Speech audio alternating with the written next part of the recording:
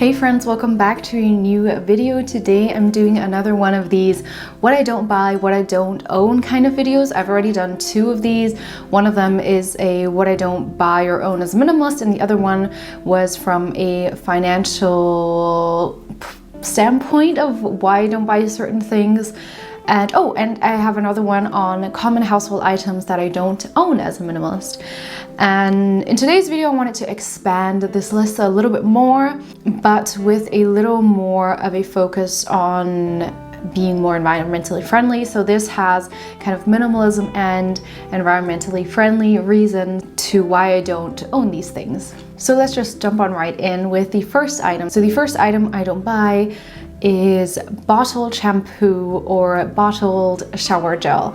Now, I still have bottled shower gel right now, but I'm trying to use it up. But I've already switched my shampoo to a solid shampoo that is 100% plastic free. It's just so much better for the environment. The specific one I have is from the company Foamy, it's called. I've tried solid shampoo in the past and it wasn't for me because it didn't lather up well with my hair, but this one from Foamy, as the name says, has no problem at all lathering up my hair.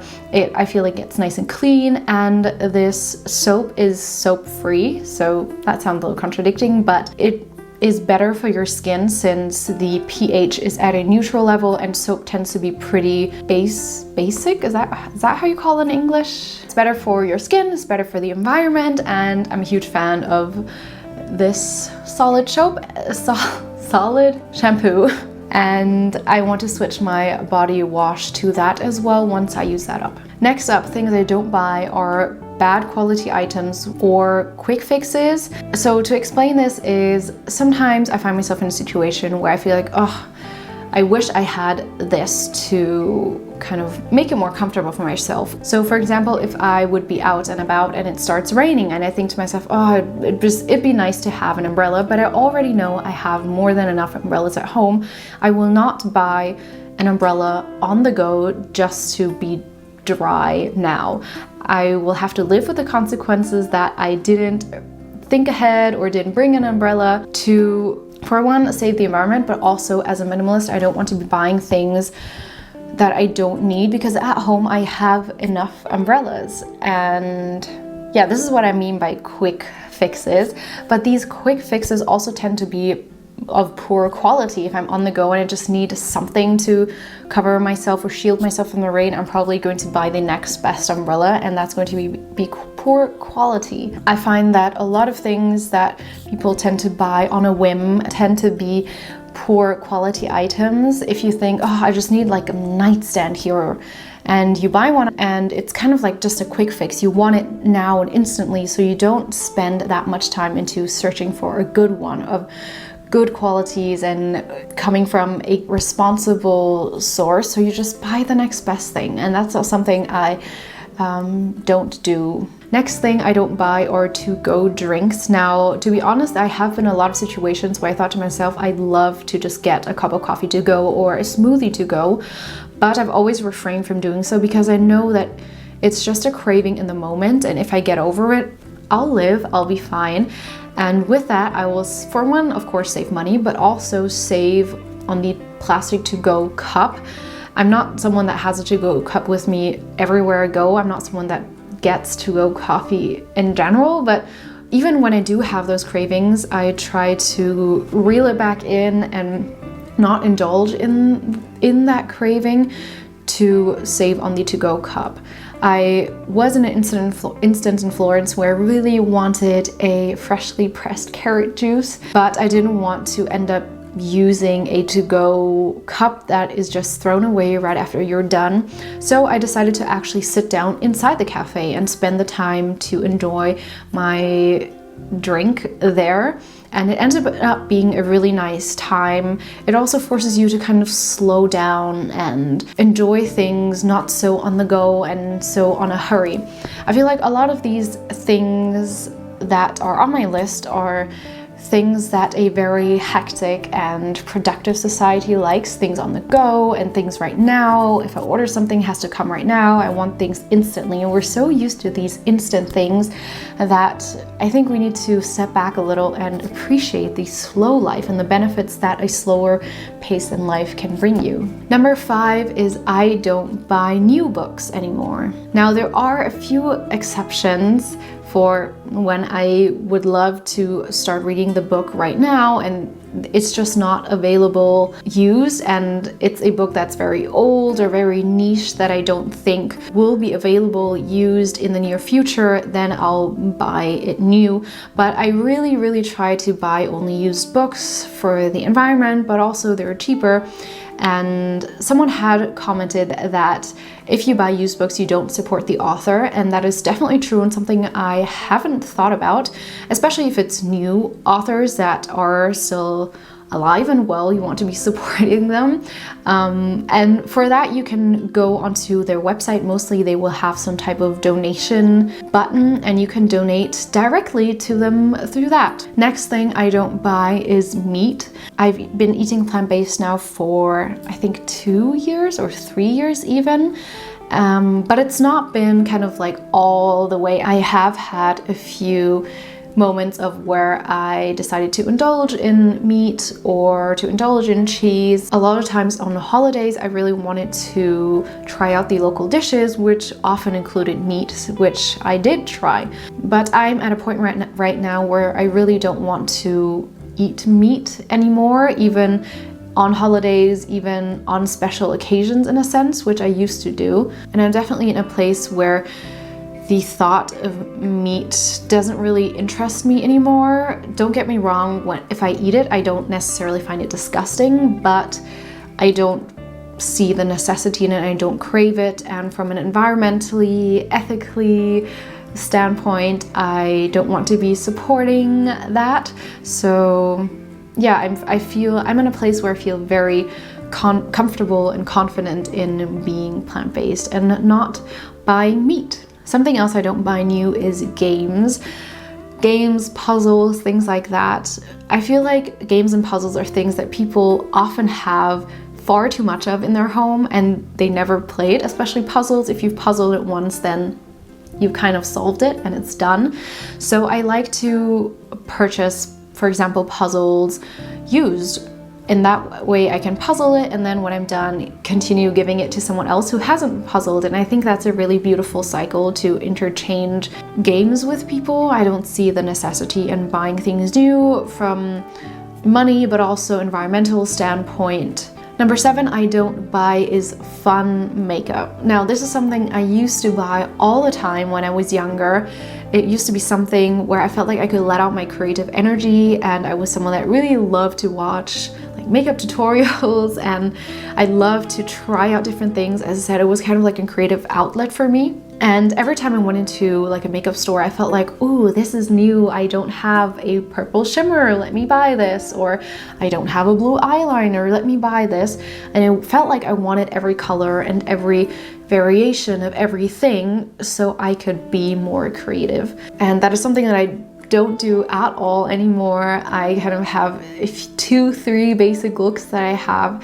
And what I tend to do is just to repurchase all the basic few makeup items that I do have and try to get creative with the limited amount of stuff that I have. And I find a lot of joy in that now. And from a minimalist standpoint, I really like it that my makeup is so pared down that it doesn't take up a lot of space, but also from an environmental standpoint, I really enjoy that I'm not buying all this unnecessary makeup. Nextly, something I don't buy are new clothes.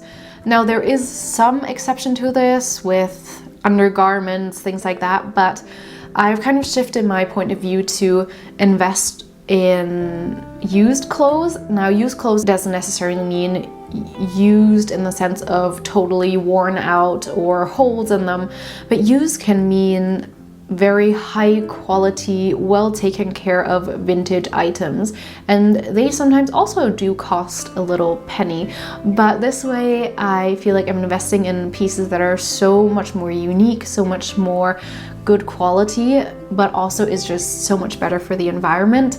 And I find a lot of joy in finding vintage pieces that, as I said, are just so unique, and you know that rarely anyone else will have this. Something else I don't have is a TV. Now, I think I mentioned this in the common household items I don't have, but I thought I'd just mention it here again. Even in Florence, in the furnished apartment, there was a TV already provided, and we just noticed that when there is already a TV presented to you, it's just a constant reminder of, hey, you could be watching TV right now, isn't that fun?